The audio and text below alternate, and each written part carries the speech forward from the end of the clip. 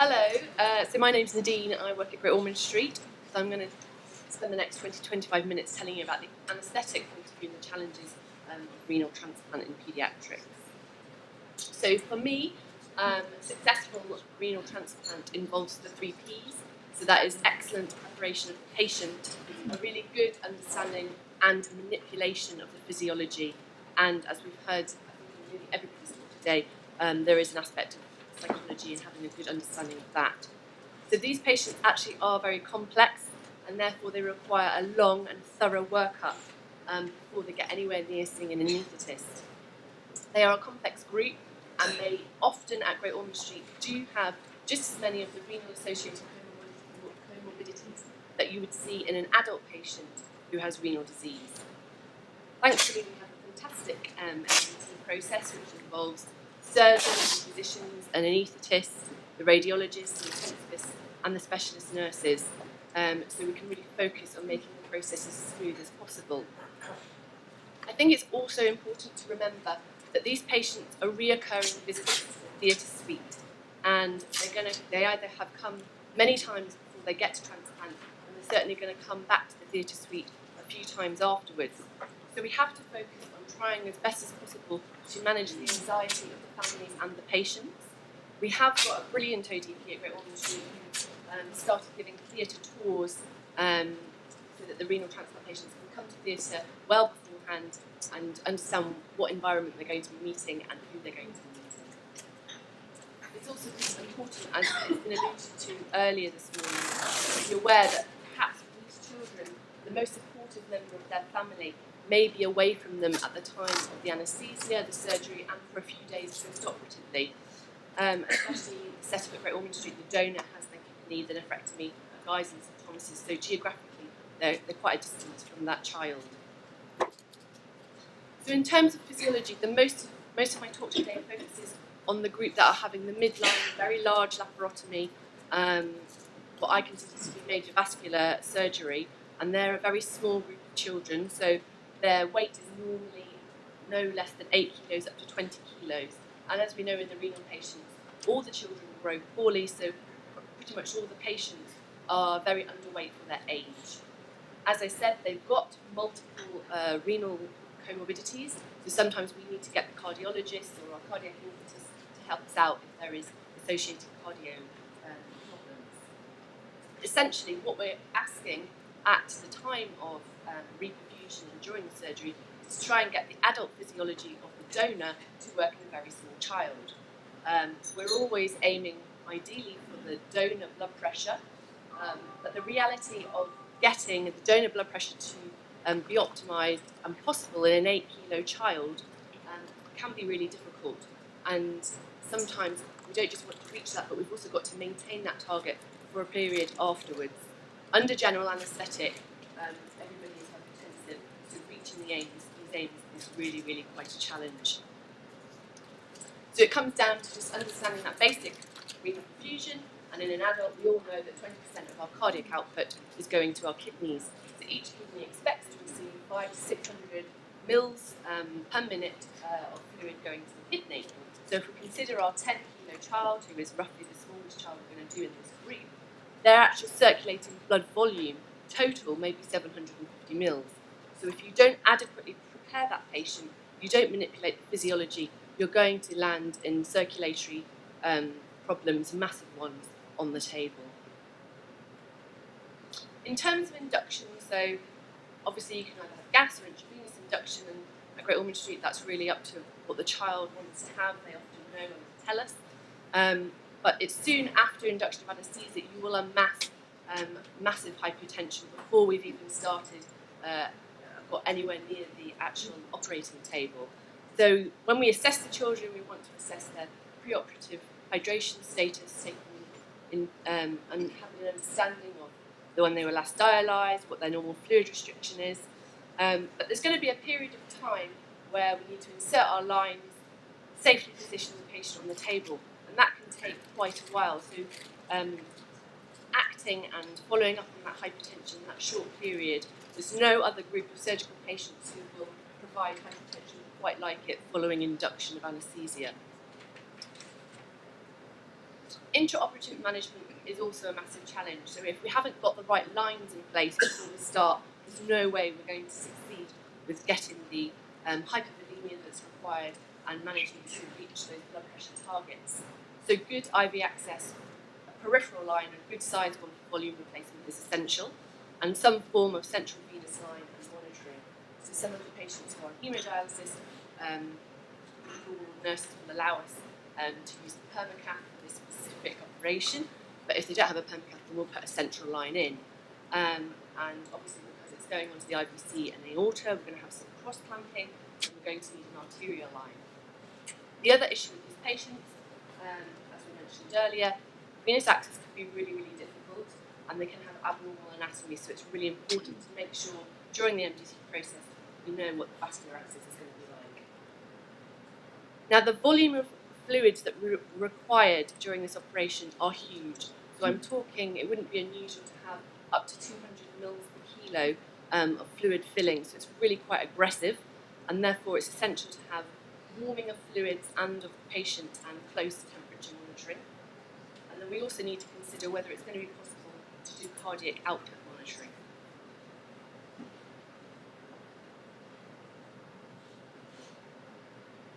So moving on to intraoperative fluids, for any surgical patient, we're going to try and work out what's been lost preoperatively, what are the ongoing surgical losses, and then consider insensible losses.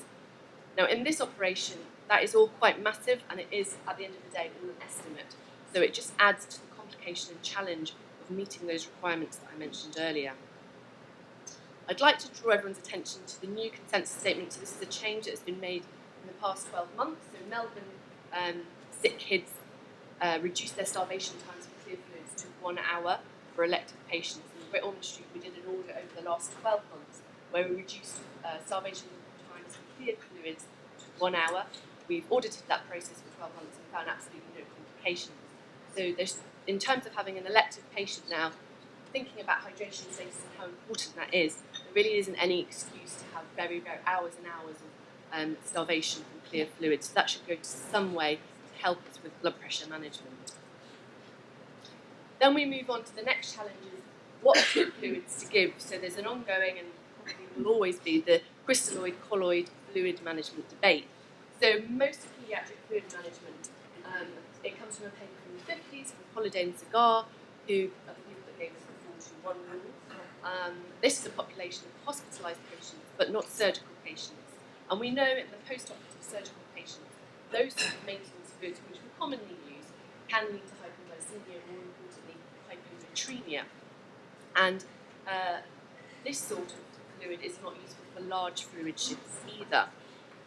Fluids need to be guided by what the patient's baseline fluid and hydration status is, their electrolyte balance. So we're going to look at when they were last dialysed, what we think their fluid restriction is, and, as I said, how they act upon induction of anaesthesia.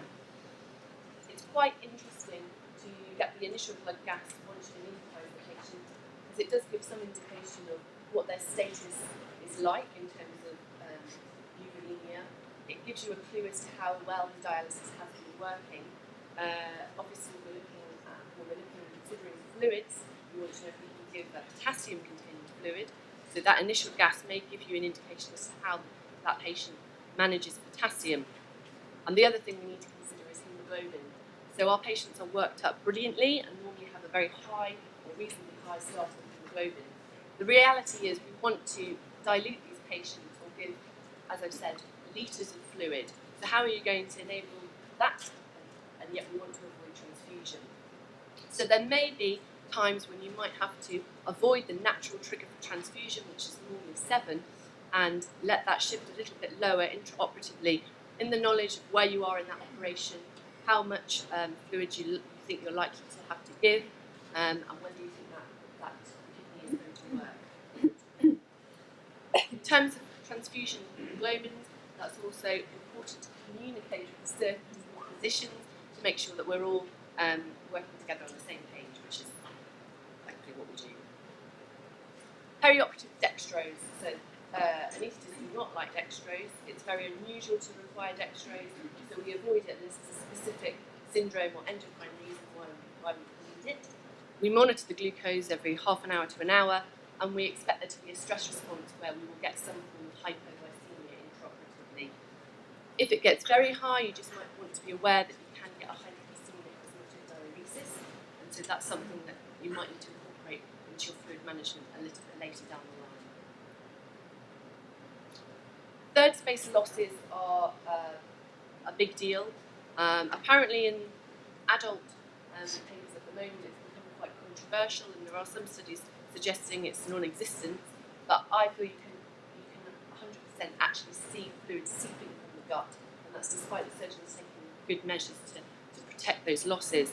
They can be huge losses, so up to 15 mils per kilo per hour. But over the last decade, in terms of adult anaesthesia, practice has changed, and now fluid is really tailored to goal-directed therapy. So the use of cardiac output monitoring is pretty much standard in adult practice, and they are going to focus on optimising hemodynamic variables, in particular, say the stroke volume. They're going to look at the fluid challenge, look for a 10% rise, and try to optimise that cardiac output. Now, cardiac output monitoring is not validated in paediatrics. We have got the esophageal Doppler and we've got LIDCO at Great Ormond Street, and we have used both.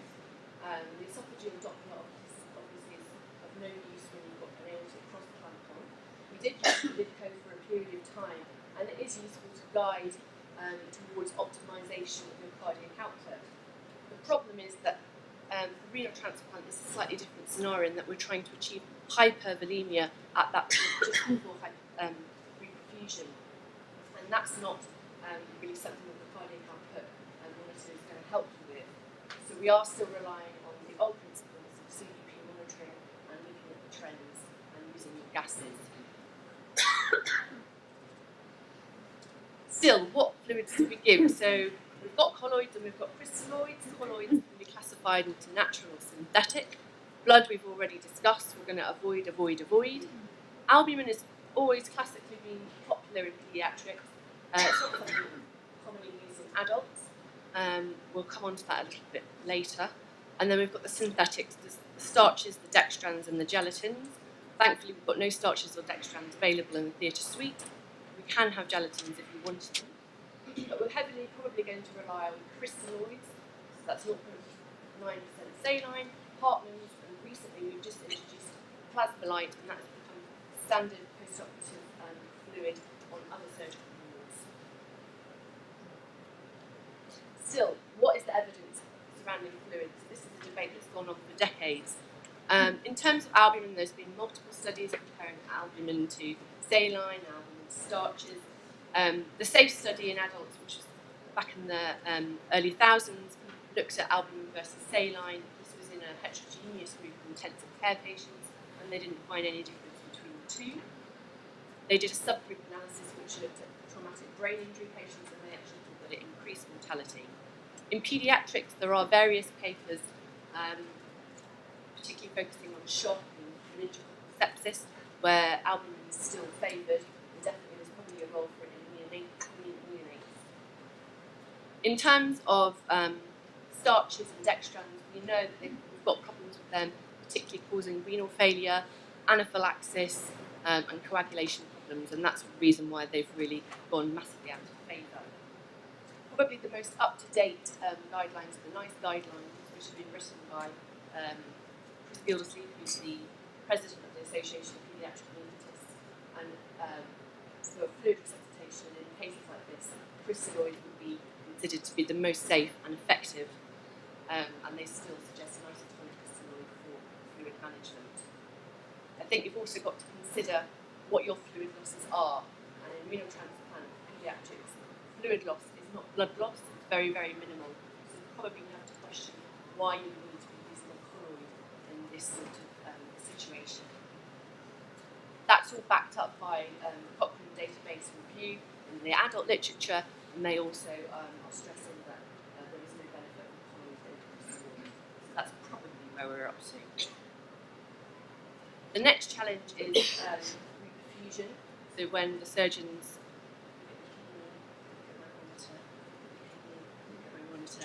and my colleague actually turns the monitor away so you can't see it. But basically, you really need to be able to assess what point you are at in the surgery. So I anaesthetize for many surgeries.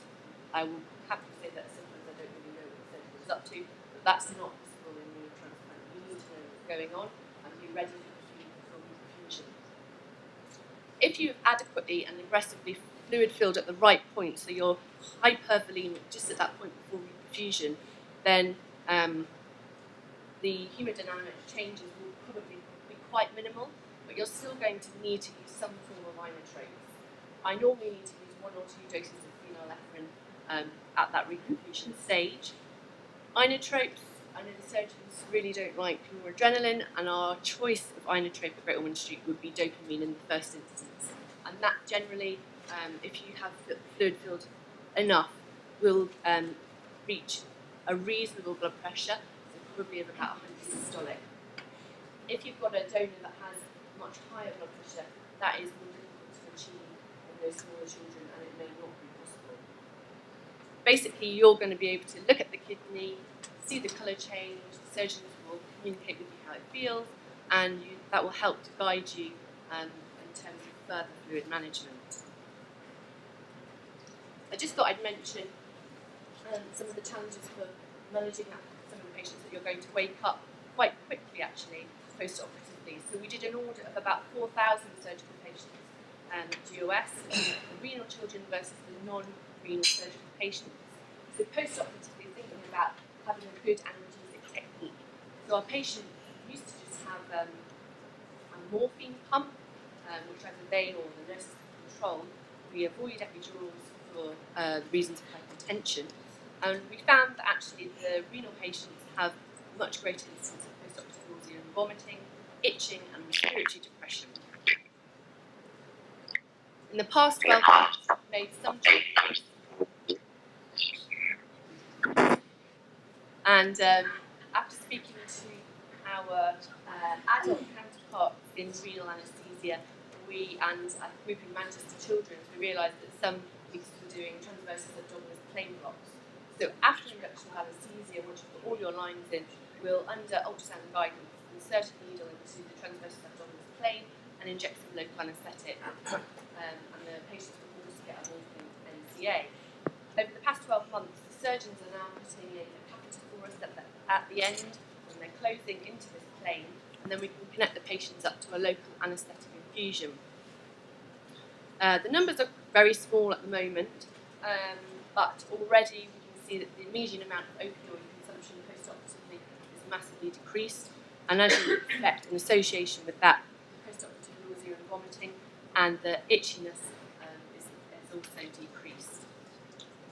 Lastly, just moving on to post-operative care, Dr. Gordon mentioned earlier about closure of the abdomen. So the gut is very edematous at the end of this procedure. You've got a large kidney, so you just need to make sure that you're monitoring your airway pressures and communicating with the surgeons about the reality of being able to completely sew up the abdomen without interval ventilation. We send these patients up to ITU, where they remain fully sedated. So good analgesia is important because they're going to extubate them within 12 to 24 hours, and also communication with the intensivists to ensure that that continued avoidance of hypovolemia, hypotension, and avoiding transfusion is understood. So in order to support the post-operative care, that's really essential that you've got the right lines of monitoring in at the beginning. The final point is just to highlight that we've got 4 teams, the surgeons, physicians, intensivists, and anaesthetists, all coming at that patient wanting the same aims, but coming from it from a very, very different point of view. And so communication is probably the biggest challenge, and that takes sort of years of having a small team that work together, doing the same things every week to make that happen. So that's probably the biggest challenge. I'll leave it there.